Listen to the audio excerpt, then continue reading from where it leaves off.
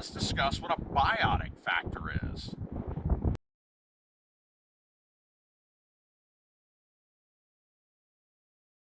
That's right, a biotic factor is a living factor of an ecosystem.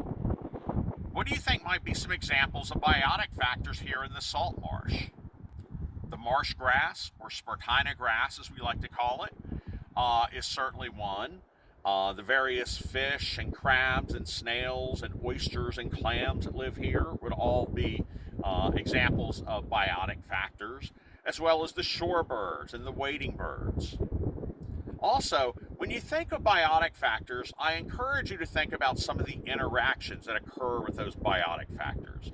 Uh, that would include things such as predation, how animals find their food or how animals avoid becoming food, how animals reproduce their species or care for their young, how they deal with the abiotic factors such as the tide, migrations. So all of these are important things to keep in mind when you're thinking of those biotic factors.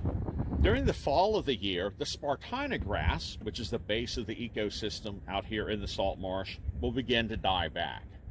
The outer leaves and stalks will turn a golden color, and then the stalks will fall off. This becomes wrack, W-R-A-C-K.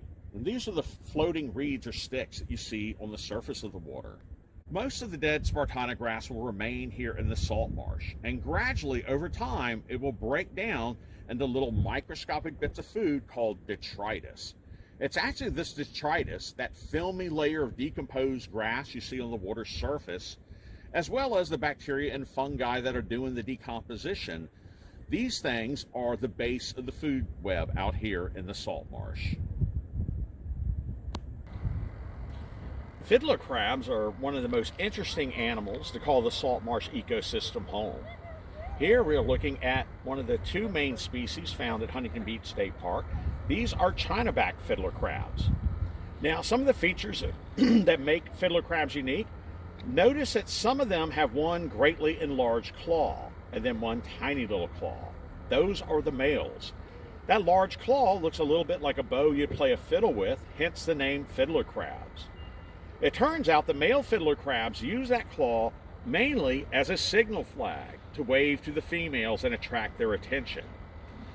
They can only eat with the small claw, so the female has a distinct advantage when it comes to feeding time, as she has two of those. Now, the Chinaback fiddler crabs get their name for the interesting pattern on the back of the shell, which looks like something you might find on a china plate. Now, each of the fiddler crabs has a little burrow that goes into the ground. They use this burrow as a shelter when predators threaten or when the tide rises. Now, the fiddler crabs using their burrows to escape the rising tide, is that a biotic factor or an abiotic factor?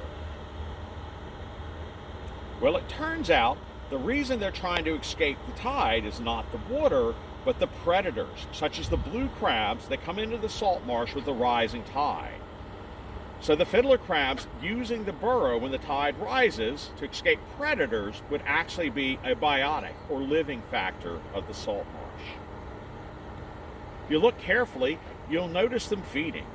The small claw that they feed with is used to scoop up a little bit of the sand and mud. They bring this up to the mouth, and then they suction the water from in between the grains of sand. They gargle that water around in their mouth, and they're filtering out little tiny bits of decomposed matter. That's right, detritus, decomposed Spartina grass. Once they sucked all the goodie out of the mud, they spit the rest of it back out in the form of a tiny pellet. If you look closely, you'll see almost the entire surface of the marsh is covered with these little tiny pellets. Build the burrows, the crabs actually use their legs to do this. They use their legs to scrape together the mud, and then they kind of roll that ball of mud out to the entrance and then discard it outside. You look closely at some of the newly excavated burrows, you can actually see the little marble-sized balls of mud right outside the entrance to the burrow.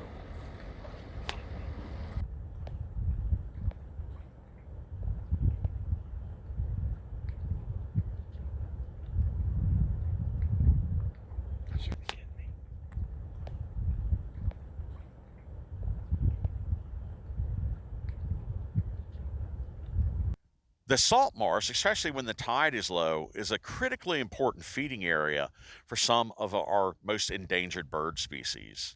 Here we can see some shorebirds, in this case, semi-palmated plovers. Shorebirds are threatened and endangered in so many areas because they have some of the longest migrations on Earth.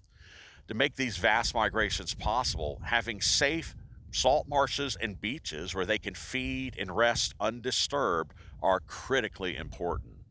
One of the things that we can all do to help protect shorebirds, whenever you visit the salt marsh or the beach, if you bring your pets with you, make sure you keep them on a leash. Being chased by dogs when they've been migrating hundreds of miles the day before can literally be the matter of life or death for these tiny birds. So one of the habitats found here in a salt marsh ecosystem are the oyster reefs. Now these are kind of like South Carolina's version of a coral reef. It's a whole habitat and structure is created by a living animal, in this case the oyster. Now besides being a delicious form of seafood, oysters are critically important to the balance of the salt marsh. One of the reasons why has to do with how the oysters feed. They are living filters. So as the tide rises and begins to cover the salt marsh, the oysters will slowly open their shells and begin pumping water over their gills. As that water passes across the gills, there's a little conveyor belt of mucus. Little microscopic bits of food found in the seawater get trapped in that conveyor belt. The other end of the gill gets rolled up onto a spool, like a spool of thread. That is called a crystalline style. And once that is full, that gets passed to the oyster's mouth and then gulped. That's what the oysters eat. What exactly are those microscopic bits of food? Well, a lot of it is phytoplankton, little single-celled algae living in the seawater. But a big part of that diet is bacteria.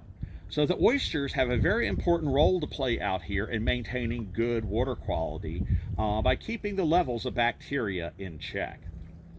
Also, oysters can only grow where there is something solid to attach to.